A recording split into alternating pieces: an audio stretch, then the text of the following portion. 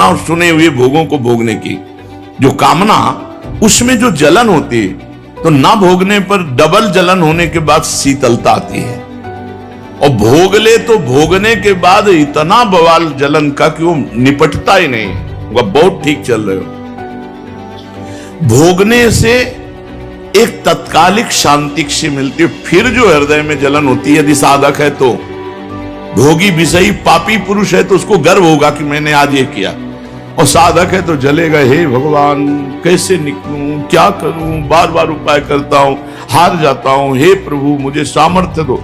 उस जलन को सह गया तो फिर शीतल माश्रयामी, वो शीतलता का आश्रय मिलता है कि कभी भी दैहिक दैविक भौतिक ताप उसे जला नहीं सकता।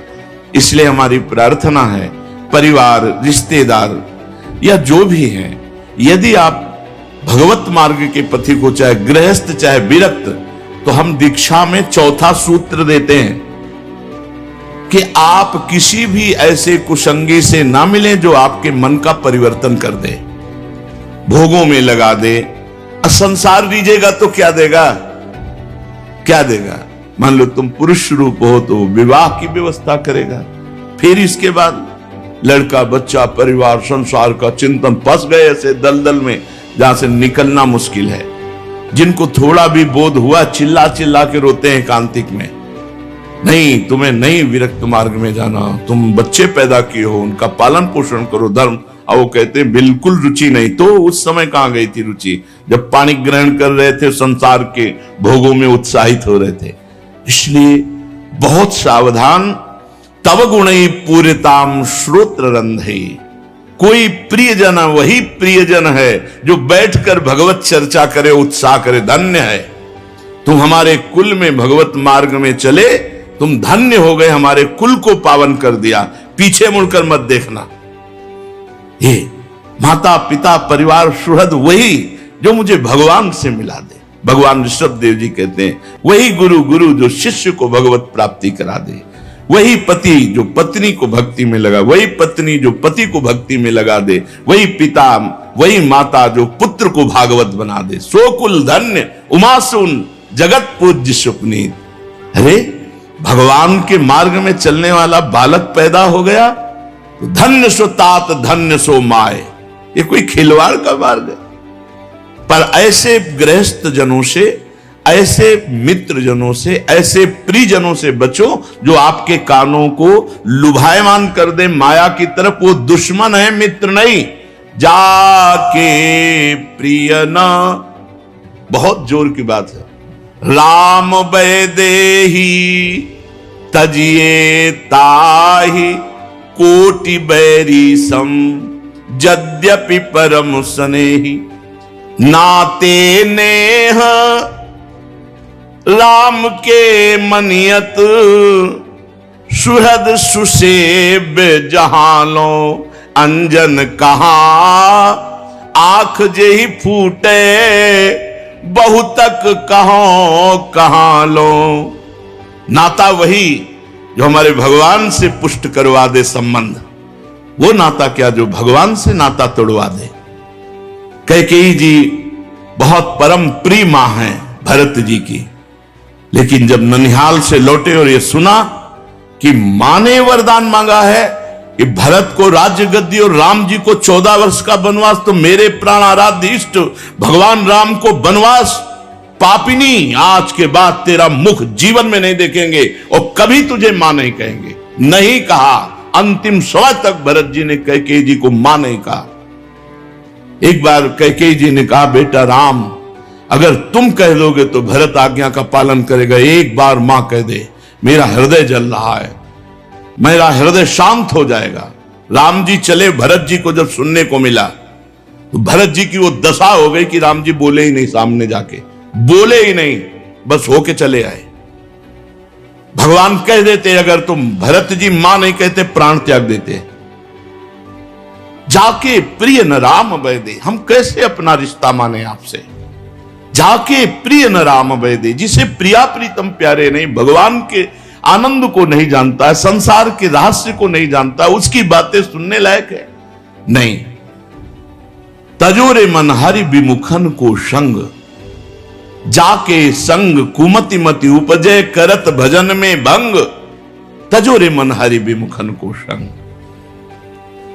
स्वत श्री वीक्ष्यामृत रस निधो मज्जताम चक्षुषी में। आह, मेरे नेत्र मज्जन करें अमृत में। अमृत क्या है? प्रभु का रूपामृत। किसी एक छवि में, किसी एक विग्रह, इसीलिए कहते हैं सबको ही रखो अपने ठाकुर, छोटे बड़े मझोले जैसे भी अपने ठाकुर रखो। बड़ी आसक्ति हो जाती है और फिर वो लीला करते हैं, उठते बैठते उन्हीं के रूप का ध्यान करो। जब सर्वत्र भगवान है तो श्री विग्रह में साक्षात विराजमान है। भगवान का अर्चावतार है ये श्री विग्रह। बहुत लाडले ठाकुर, जब छाती से लगाओ ना तो जिंदगी में जो ध्यान और समाधि में सुख नहीं मिला वो छाती से लगाने पे सुख मिलता है। जैसे कल राधा प्री जी को यमुना स्नान करा रहे थे, दूल्हा दुल्हन, अपना भाव है, अपार सुख मिल रहा था जो हमें कभी ध्यान में सुख नहीं मिला, जो समाधि में नहीं मिला, जो पद्मासन लगा करके एकाकार वृत्ति मंत्राकार वृत्ति करने में नहीं मिला, वो दुलार में मिलता है। ये वृंदावन धाम है।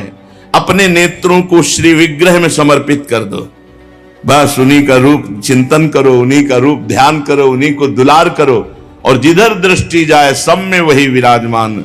जब भगवान धातु या पाषाण या अन्य रूपों में भगवान है तो ये पांच भौतिक शरीरों के मंदिर में क्या भगवान नहीं बैठे? तो कह रहे हैं त्वच्छ्री वीक्ष्यामृत रस निधो मज्जताम चक्षुषी में, मेरे नेत्र सब में श्री भगवान है, ऐसा देखें।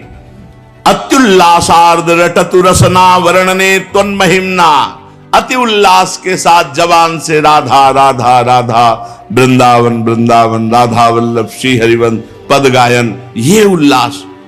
इन तीन को संभाल लो, बार बार कहते हैं, यहीं से साधक नष्ट होता है। वाणी को, नेत्र को और श्रवणेन्द्रिय को, तीन को। जिसका सुनना बोलना देखना सही है वही साधक है, और जिसका ये तीनों में कहीं एक मिस्टेक है तो गिरा देगी माया। हमें पूर्व में जो पाप हो गए हैं उनसे नहीं डरना, आगे करना नहीं है और पीछे के डरना। प्रायः साधक इस बात से भयभीत हो जाता है, हमसे बहुत बड़ी बड़े पाप हो गए, गलती हो गई, क्या भगवान मिल जाएंगे? तो तुम तस्मात् शास्त्रम प्रमाणम, शास्त्र प्रमाणित बात में हमें विश्वास हो जाता है। तो हमारा शास्त्र कहता है ना निष्कृतैरुदितैर् ब्रह्मवादिभिस्तथा विशुद्ध्यत्यघवान् व्रतादिभिः यथा हरेर्नाम पदैरुदाहृतैस् दत्तम श्लोक गुणोपलम्भकम्। बड़े बड़े ब्रह्मवादी ऋषियों ने पाप के अनुसार प्रायश्चित बताए, ऐसे ऐसे प्रायश्चित हैं कि होश उड़ जाएंगे।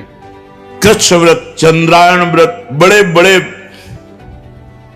ऐसे ऐसे पवित्र करने के हैं कि होश उड़ जाए। और ये सब करने की जरूरत नहीं है उसको जिसने भगवान की शरण ले ली और भगवान के मंगलमय नामों का कीर्तन, नाम का जप, गुम्फित पदों से कीर्तन, भगवान के नाम का कीर्तन, और भगवान निश्चित समस्त पापों से नष्ट कर देता है। अब हम भगवान की शरण में हैं और उनका मंगलमय नाम जप करते तो पूर्व में जो पाप हो गए उनकी बिल्कुल चिंता नहीं करनी। भगवान गरज कर कह रहे हैं, खूब कान खोल के सुन लो और निर्भय हो जाओ। निर्भय हो जाओगे तभी जब अबलौ नसानी अबनानसी हो। आज की अब आगे नहीं करेंगे। भगवान कह रहे हैं सर्वधर्मान परित्यज्य मामेकम शरणम ब्रज, तो अहम त्वाम सर्व पापेभ्यो मोक्षयिष्यामि मा शुचा। नाम संकीर्तनम यस्य सर्व पाप प्रणाशनम। कोई बड़े बड़े प्रायश्चित करने की जरूरत नहीं है। शास्त्र कह रहा है यदुत्तम श्लोक गुणोपलम्भकम, उत्तम श्लोक भगवान के गुणों से भरे हुए जो पद हैं, जो नाम हैं, उनका जब हम गायन करते हैं, जप करते हैं तो हम निष्पाप हो जाते हैं। महाप्रभु हरिवंश चंद्रजू ब्रजनो तरुणी कदम मुकुटमणि श्यामा जुबनी, इस पद के आखिरी में कहते हैं गावत श्रवणन सुनत सुखाकर विश्व दुरित दबनी, विश्व के पाप का नाश करने की सामर्थ्य चतुरासी जी के पदों में है। हमको और कोई प्रायश्चित नहीं करना। यन्नाम सूत्रिमात्रेण पुमान भवति निर्मलः तस्य तीर्थ पदा किं वा दासा नाम अवशिष्यते। कह रहे कि जिनका मंगलमय नाम केवल कानों में पड़ जाए तो जीव निष्पाप हो जाता है। फिर जो निरंतर नाम जप कर रहे हैं वो तीर्थ पाद हो गए। जहां चरण रख देंगे वो पवित्र हो जाएगी भूमि, जिसके हृदय में मुख में नाम चल रहा है। यन्नाम गृहणन् अखिलान श्रोतनात्मानमेव च सद्यः पुनाति कुंभूयस्तस्य स्पृष्टा पदाहिते। जो भगवान का नाम मात्र उच्चारण करता है, उसके दर्शन से सापी पापी रोगी सब पवित्र हो जाते हैं। जिसको साप मिला है वो साप मुक्त हो जाएगा भगवान नाम जापक भक्त का दर्शन करने से। जो पापी है तो संत दर्श जिमि पातक टरे, भगवान नाम जापक के दर्शन मात्र से पाप नष्ट हो जाते हैं। कि कोई भी ताप साप रोग भगवान नाम जापक को नहीं प्रभावित कर सकता। यह आश्चर्य की बात नहीं है, क्योंकि वो नाम जापक है। अपने आप को और समस्त भूतल को पावन करने की सामर्थ्य नाम जापक में रहती है। इसलिए कलिम सभाजयंत्यार्याम गुणज्ञाः सारभागिनः यत्र संकीर्तने नैव सर्वास्वार्थो विलभ्यते। कलयुग में केवल भगवान के नाम जप नाम संकीर्तन से सारे स्वार्थ और परमार्थ की प्राप्ति हो जाती है। इसलिए हे भाई, इस युग गुण को जानने वाले सारग्राही किसी और साधनों पर विश्वास न करके नाम जप और नाम कीर्तन करते हैं। नाम नाम कार्य बहुधा निज सर्वशक्ति तत्रार्पिता नियमितः स्मरणेन कालः एतादृशी तव कृपा भगवन् ममापि दुर्दैवमी दृश्यमिहाजनि नानुरागः। आहा, भगवान के नाम में समान सामर्थ्य है। रुचि विभिन्नता, कोई राम जपता है, कोई कृष्ण जपता है, मुकुंद माधव गोविंद राम दामोदर हरि, अनेक भगवान के नाम हैं। और सब नाम में भगवान ने अपनी पूर्ण शक्ति रख दी है।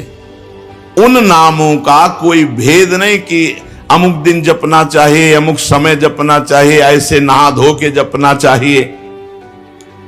प्रभु तो जीवों पर हेतु की कृपा दृष्टि करते हैं, पर मेरा दुर्भाग्य है कि ऐसी नाम महिमा सुन करके हम नाम में अपनी चित्त वृत्ति नहीं लगा पाते। सच्चा नाम जब कैसे महाप्रभु चैतन्य दे, सच्चा नाम जब कब माना जाएगा? अभी कच्चा है। नयनम गलदश्रुधारया वदनम गदगद रुद्धया गिरा पुलकैर निचितम वपुः कदा तव नाम ग्रहणे भविष्यति। भगवान का नाम उच्चारण करते रोना आ रहा है। नयनम गलदश्रुधारया, अश्रुधारया नयनम, नेत्रु से अश्रुधारा बह रही। राधा राधा राधा। वदनम गदगद रुद्धया गिरा, वाणी अवरुद्ध हो रही, सही शब्द नहीं निकल रहा, लड़खड़ा रही वाणी। पुलकैर निचितम वपुः, शरीर रोमांचित हो रहा है। कदा तो नाम ग्रहणे भविष्यति। हे प्रभु, क्या कभी ऐसा मैं नाम जप करूंगा? यह है नाम जप, सच्चा नाम जप। नेत्रों से सुधारा, शरीर की रोमावली, पुलकित गदगद कंठ और भगवान का नाम उच्चारण कर रहे। जब नाम निरंतर चलता है तो भोग सिद्धियां ये सब अधिकारानुसार आती हैं। एक भक्त नाम जप कर रहा था तो एक देवी प्रकट हुई।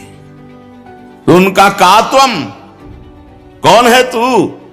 तो कहा, मुक्ति रूपा गतास्मि भवती, मैं मोक्ष हूं, मुक्ति हूं। स्वीकार करो मुझे, मैं तुम्हारी सेविका हूं। तो उन्होंने कहा कस्माद अकस्माद ही, मैंने तो बुलाया नहीं, तू अकस्मात क्यों आ गई? तो कहा श्री कृष्ण स्मरणेन देव भवतो दासी पदम प्रापिता, तुम भगवान श्री कृष्ण का नाम जप करते इसलिए मैं तुम्हारी दासी बन के रहूंगी। मुक्ति ने कहा क्या चाहती हो? सेवा, सेवा मैं आपकी करूंगी, आपको मुक्त पद प्रदान करूंगी। दूरे तिष्ठ मनागनागशी कथम कुर्याम अनार्यम मई, ऐ मुक्ति तू दूर खड़ी रहे अनार्य, तेरी आवश्यकता मेरे को नहीं है। त्वदगंधान निज नाम चंदन रसाले पश्चलोपो भवेद, तेरी थोड़ी भी इच्छा करने पर मेरा नाम जब छूट जाएगा, इसलिए मुझे बिल्कुल तेरी आवश्यकता नहीं, दूर खड़ी रहे, तू नितांत अनार्य अपराधी, क्योंकि भगवत विस्मृति करा देगी। मुझे भगवत स्मरण में जो सुख मिल रहा है, मुझे मोक्ष सुख नहीं। तुम्हारी तो गंध मात्र से मेरा नाम छूट जाएगा, क्योंकि मोक्षावलंबन होते किसका स्मरण, कौन स्मरण? मैं अपने उपास्य देव श्री कृष्ण के नाम में जो सुख प्राप्त कर रहा हूं, ऐ मुक्ति तेरी आवश्यकता नहीं। पर किसी भी विचारवान पुरुष को यह देखते देर न लगेगी कि मनुष्य मात्र का जब नाम स्मरण मात्र से कल्याण हो जाता है, तो फिर अन्य साधनों की तरह लुभायमान क्यों हो? निरंतर नाम जप क्यों नहीं करता? दुख में, संकट में, संकट की निवृत्ति, विपत्ति की निवृत्ति, असहाय अवस्था में कहीं ना कहीं सबको एक पता चलता है कि कोई ईश्वर है, कोई महान है जो हमारी रक्षा कर सकता है।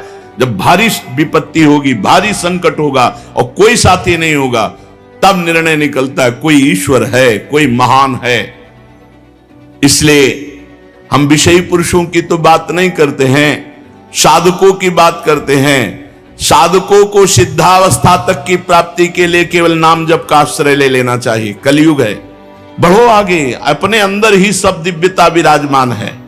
साधक को सिद्धावस्था की प्राप्ति के लिए बीच में कोई साधन मिलावट नहीं करनी चाहिए। निरंतर मधुर मधुर भगवान का स्मरण, नाम जप।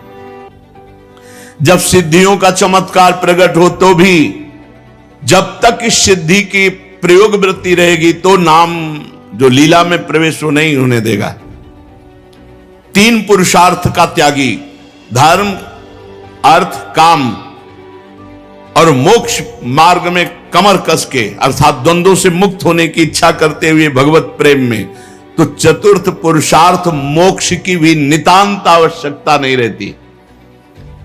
चाहे बालक हो चाहे वृद्ध हो, हमारी इस प्रार्थना को मान ले कि दुख, संपत्ति, विपत्ति, जन्म मरण से बचना है, सब आकर्षण से, तो नाम जब खूब डट के करो, यही सब कुछ पूर्ति करा देगा।